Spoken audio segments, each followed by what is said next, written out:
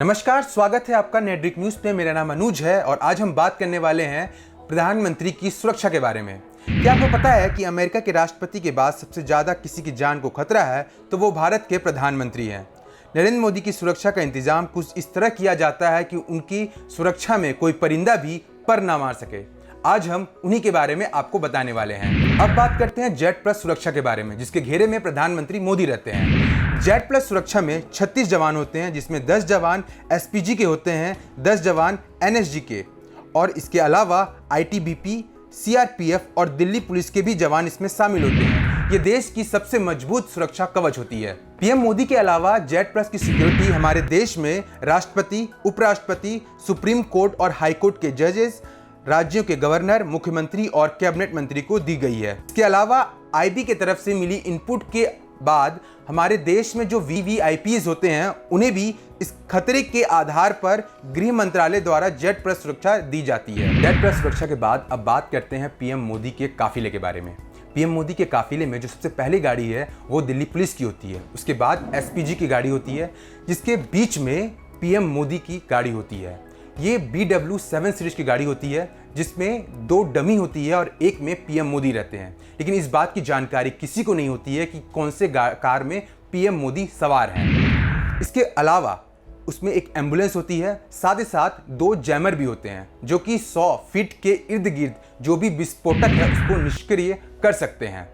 इसके अलावा सबसे अंत में दिल्ली पुलिस की एक और गाड़ी होती है।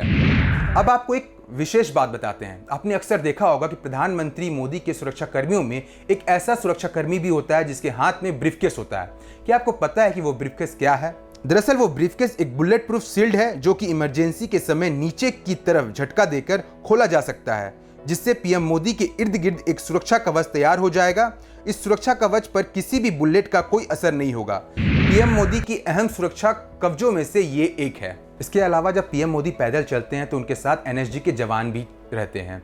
एनएसजी के जवानों की आंखों पर काला चश्मा होता है। ये जवान आसपास हो रहे जो भी गतिविधियां उन पर ध्यान रखते हैं। अब बात करते हैं उस गाड़ी की जिसमें पीएम मोदी सवारी करते हैं। पीएम मोदी जिस कार में सवार करते हैं उसका नाम BMW7 सीरीज 760 SI और सिक्योरिटी एडिशन का इस्तेमाल होता है।